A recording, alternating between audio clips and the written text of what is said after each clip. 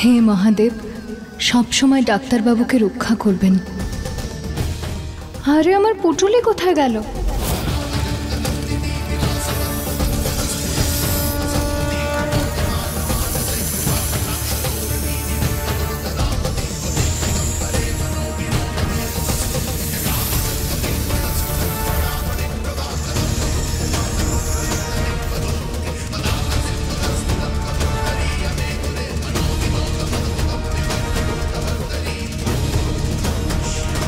আপনারা নিজ নিজ চোখ খুলুন। এবার আমরা পূজার শেষ নিয়মটি পালন করব। বাবা আয়ুষ্মান, এবার তোমাকে শিব পার্বতীর অভিষেক করতে হবে। এই দুধ শিবলিঙ্গে ঢালতে হবে। তবে খেয়াল রেখো, এর ফোঁটা আলিয়া মায়ের ওপর কিন্তু পড়া চাই। যখনই শিবলিঙ্গে ঢালা দুধের ফোঁটা নিজের স্ত্রীর ওপর পড়ে, তখন স্বামী স্ত্রীর মধ্যে শিব পার্বতীর মতন অটুট বন্ধন তৈরি হয়, আর তারা উভয়ে শিব পার্বতীর আশীর্বাদ পান।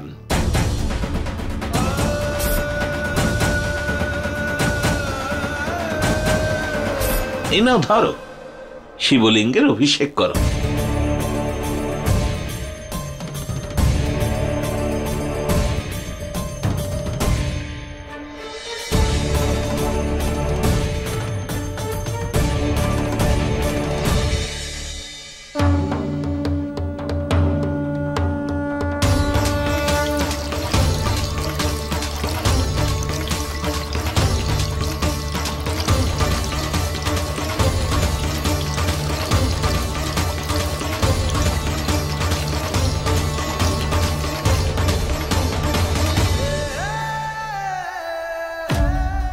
জিনিসপত্র গেল কোথায়?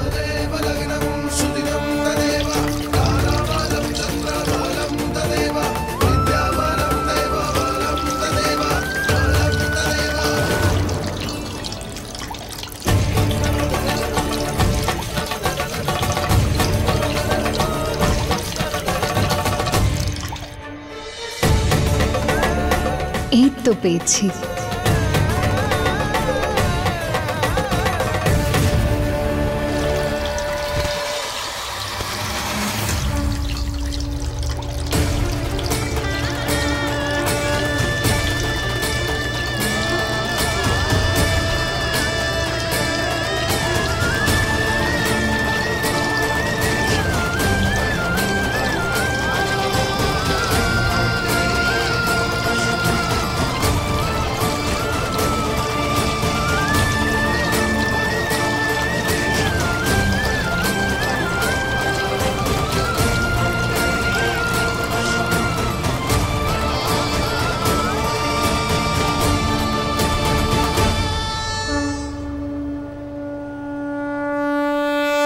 বাবা, এ কি?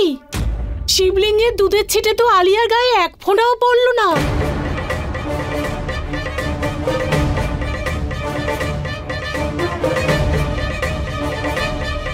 তার মানে মহাদেবও চান না এদের দুজনের বিয়ে হোক। চুপ করো।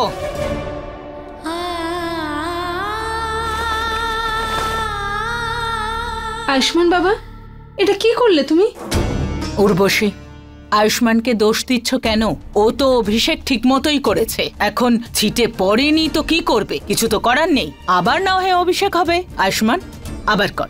না না, এই নিয়ম শুধু একবারই করতে হয়, দ্বিতীয়বার এই নিয়মের কোনো ফল ফলে না। কিন্তু ঠাকুরমশাই, ঈশ্বরের আশীর্বাদ তো কখনো ব্যর্থ হয় না। তাহলে সমস্যা কোথায়, প্রথমবার হোক বা দ্বিতীয়বার? আয়ুষ্মান, তুমি আরেকবার দুধ ঢেলে দাও।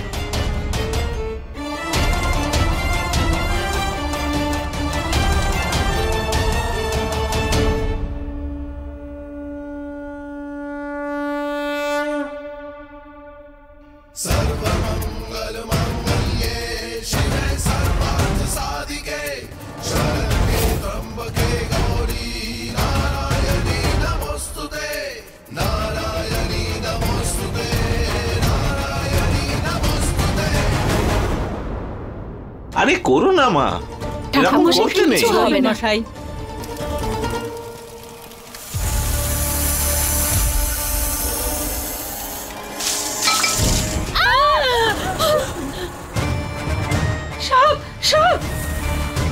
সাপ সাপ সাপ সাপ সাপ সাপ সাপ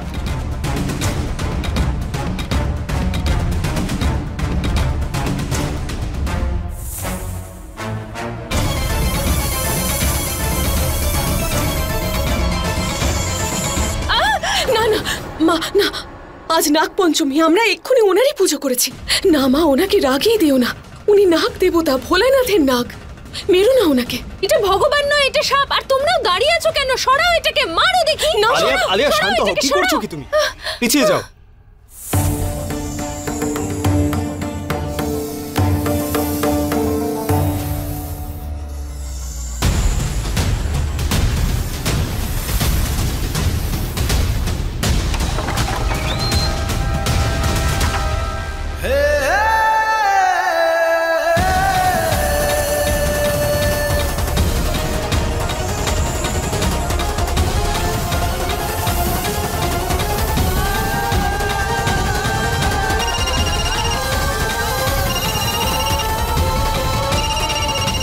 হসপিটাল থেকে এই মুহূর্তে এমার্জেন্সি কল, কারোর প্রাণ সংশয় যেন না হয়।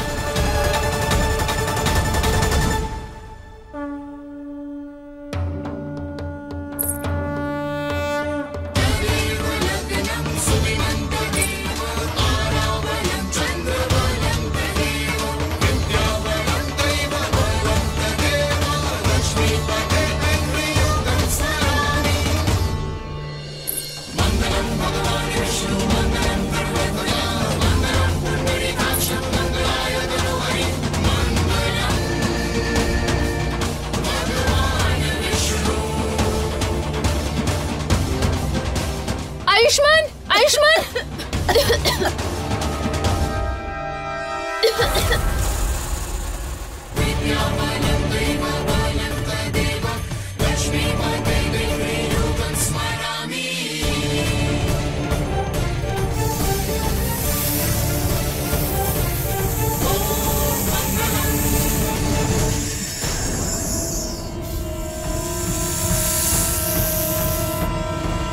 দাঁড়ান দাঁড়ান ম্যাডাম।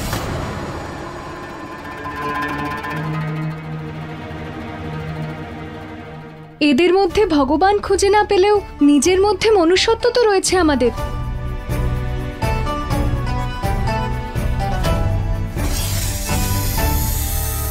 হে ভোলানাথ! নাগ দেবতা আপনি শান্ত হন। আজ তো নাগ পঞ্চমী, আর আমি জানি যে আপনি নাগ পঞ্চমীর দিন কারুর কোনো ক্ষতি করবেন না, সবাইকে আশীর্বাদ করবেন। কিন্তু কোনো না কোনো কারণে আপনি রেগে আছেন। কিন্তু আমি হাত জোর করে আপনার কাছে ক্ষমা চাইছি, আপনি কারুর কোনো ক্ষতি করবেন না। আপনি শান্ত হন নাগ দেবতা।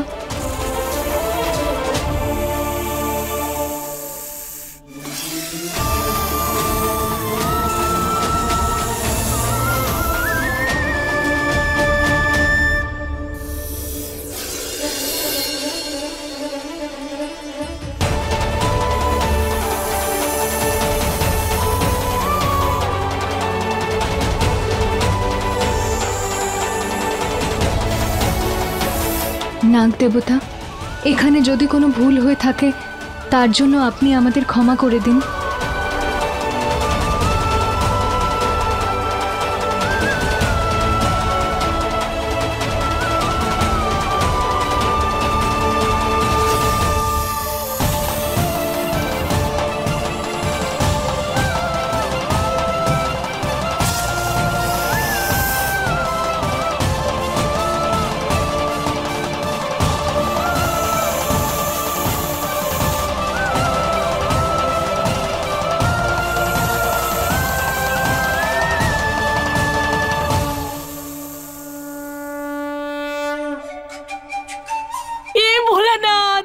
আরে দিদি দেখো, আজকে তো আমাদের পরিবারে হবু বৌমার পায়ের ছাপ পড়ার কথা ছিল, কিন্তু এই মেয়েটা তো এমন ভাবে পায়ের ছাপ ফেলেছে, এমন ভাবে ফেলেছে যেন ওই আমাদের বাড়ির বউ।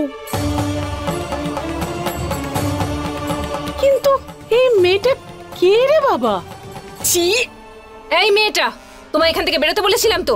তাহলে এখানে কি করছো? তোমাদের মতো লোকেদের না এটাই সমস্যা, যতক্ষণ না ঘাড় ধাক্কা দিয়ে বাইরে বের করা হয় তোমরা তো একেবারে গলাতেই ঝুলে পড়ো। যাও, বেরো এখান থেকে। আরে না না না মা, ভালো হলো যে এই মেয়েটা এখানে ছিল, ওই তো নাগ দেবতাকে শান্ত করলো।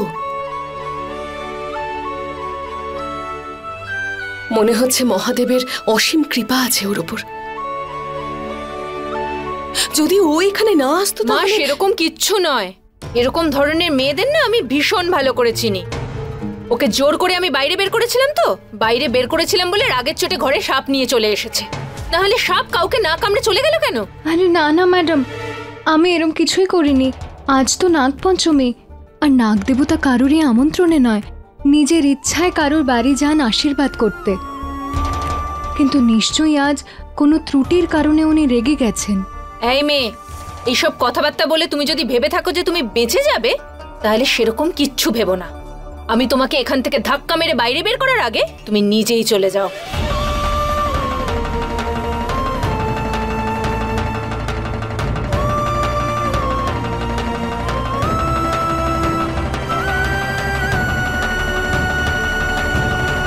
দাঁড়াও।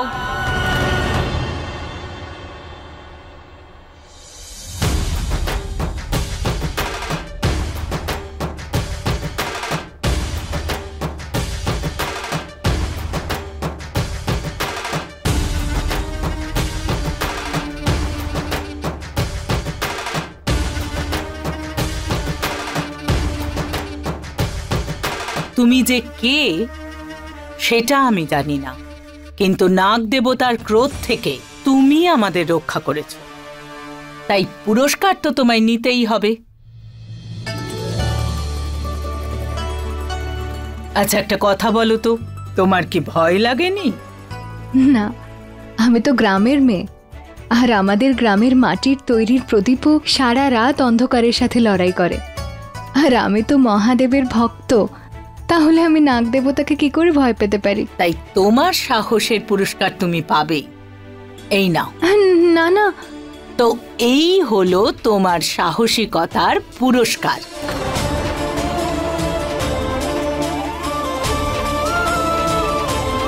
জানি আমি এটা খুব দামি, কিন্তু আমার প্রাণের থেকে বেশি না। রেখে দাও। না গিন্নিমা, আমাকে ক্ষমা করবেন, আমি এটা নিতে পারবো না। আমি যা কিছু করেছি সেটা আমার কর্তব্য ছিল, আর আমি তো শুধু এখানে ফুল দিয়ে সাজাতে এসেছিলাম সারা বাড়ি। আর মহাদেব আমায় সেটার মজুরিও দিয়ে দিয়েছেন, আর তার দর্শনও দিয়েছেন। শুধু এবার আমার সেটা ছাড়া আর কিচ্ছু চাই না। আপনি এটা রাখুন। ধন্যবাদ গিন্নিমা।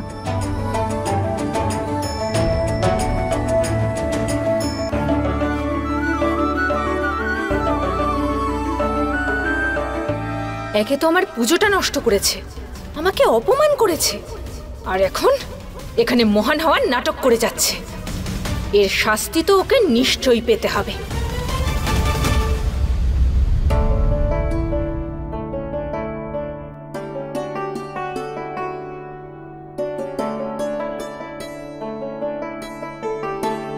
এই শহরে এটা আমার প্রথম উপার্জন। ব্যাস, এবার এইভাবেই টাকা জমিয়ে আমি আমার জমির ঋণ শোধ করব। আরে এটা কি করছেন আপনি? এটা আমার টাকা, আমাকে দিন। তোকে আমি বাইরে ফুল সাজাতে রেখেছিলাম, বাড়ির ভেতরে গিয়ে নাটক করার জন্য নয়। তুই একটা টাকাও পাবি না। নাটক? আমি কোথায় নাটক করলাম? আমি কোনো নাটক করিনি। এটা আমার কষ্টের টাকা, আমাকে দিয়ে দিন। কিসের টাকা? তোকে আর কাজেও রাখবো না। বেরো এখান থেকে। এরকম করবেন না। বেরো, বেরো এখনই, বেরো এখান থেকে।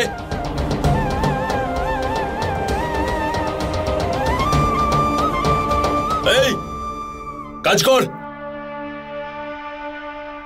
হ্যাঁ হ্যালো, হ্যাঁ ম্যাডাম, যেমনটা আপনি বলেছিলেন করে দিয়েছি। পরবর্তী কন্ট্রাক্ট বাতিল করবেন না। ওকে।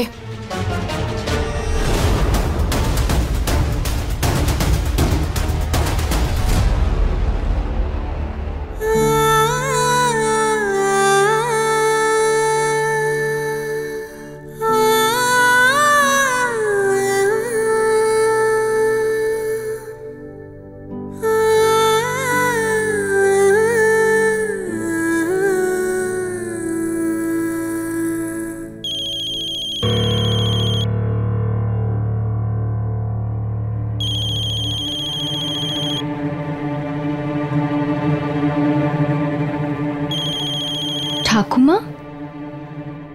হ্যালো ঠাকুমা। হ্যালো গয়না, একটা কথা বলছি, মন দিয়ে শোন। কি হয়েছে ঠাকুমা? তোর মায়ের শরীর না খুব খারাপ, আমরা ওকে হাসপাতালে নিয়ে যাচ্ছি। কি হাসপাতাল? কিন্তু কি হয়েছে মায়ের? আমি এক্ষুনি আসছি খাপুরিয়া। তুই এখানে এসে কি করবি? দেখ, তুই ডাক্তারও না ভগবানও নয়। যদি মাকে বাঁচাতে চাস তাহলে চিকিৎসার জন্য যেভাবেই হোক খুব তাড়াতাড়ি টাকা পাঠিয়ে দে। ঠাকুমা, আমি মায়ের কিচ্ছু হতে দেব না। আমি টাকার জোগাড় করছি। হ্যাঁ, তুমি মায়ের খেয়াল রেখো। ঠিক আছে, রাখ। মা,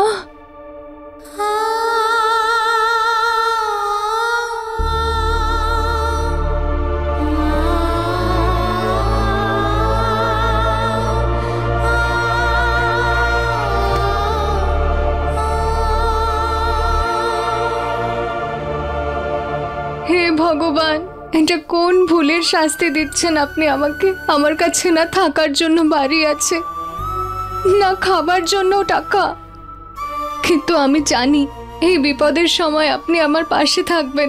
আমাকে সাহায্য করুন মহাদেব, আমার আর পরীক্ষা নেবেন না মহাদেব।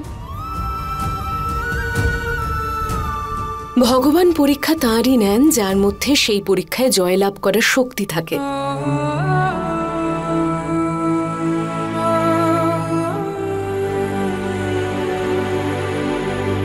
এই নাও ভোলানাথের প্রসাদ, নাও। ওনার আশীর্বাদ আছে তো তোমার ওপর, উনি তোমার কোনো ক্ষতি হতে দেবেন না।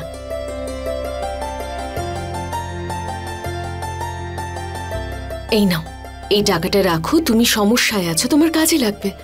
না না মা, আমি এটা নিতে পারবো না। মা বলে ডাকছো আর মায়ের কথাও রাখবে না? মহাদেবের আশীর্বাদ ভেবেই রাখো। না মা, আপনি যদি সত্যি আমার সাহায্য করতে চান তাহলে আমাকে কিছু কাজ দিন, তার বদলে আমি এই টাকাটা রাখতে পারবো, কিন্তু এমনি এমনি আমি এই টাকাটা নিতে পারবো না। সমস্যায় আছে তবু বিনা পরিশ্রমে কিচ্ছু নিতে চাইছে না। আজকাল এরকম মানুষ খুব কমই পাওয়া যায়। ওকে বাড়িতে কাজের জন্য তো রাখা যায়, কিন্তু কাউকে কিছু না জিজ্ঞেস করে রাখবো কি করে?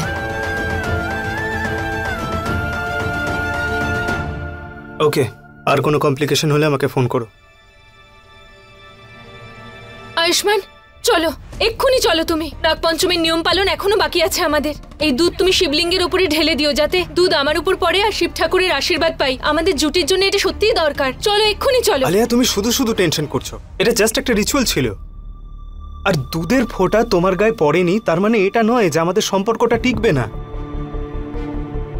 আমাদের সম্পর্কটা কি করে এক করে রাখবো সে ক্ষমতাটা ভগবান আমাদের হাতেই দিয়েছেন। তাই তুমি একদম টেনশন করো না।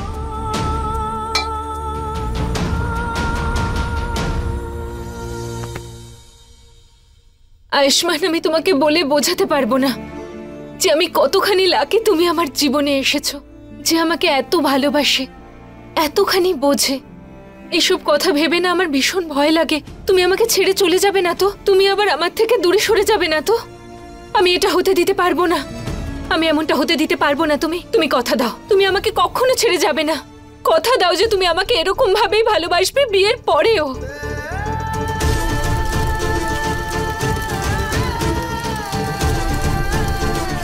কথা দাও যে তুমি আমাকে কোনোদিন মিথ্যে বলবে না।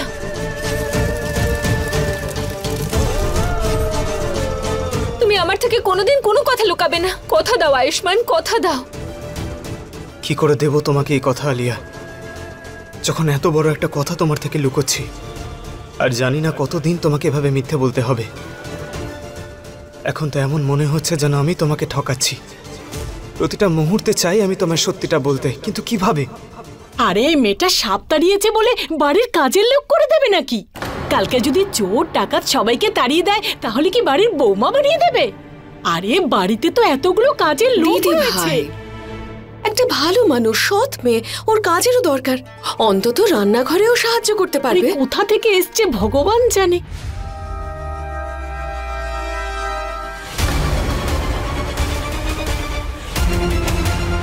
ডাক্তারবাবু এখানে? আরে মা, ভয় পেও না।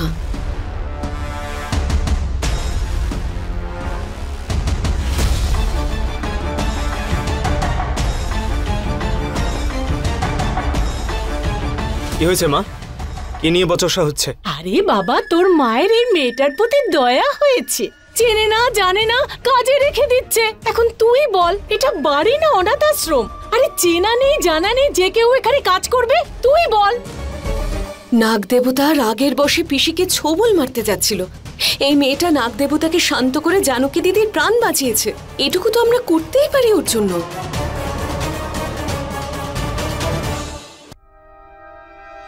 শোনো, কে তুমি?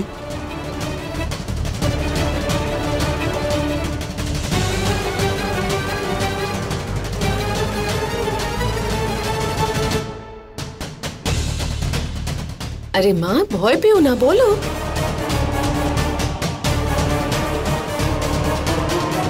বলো মা, ভয় পেও না।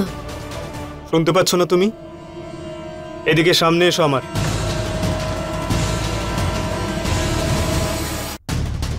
মা, ভয় পেও না। আরে বলো, দেখো এদিকে ঘোরো। ভয় পেও না।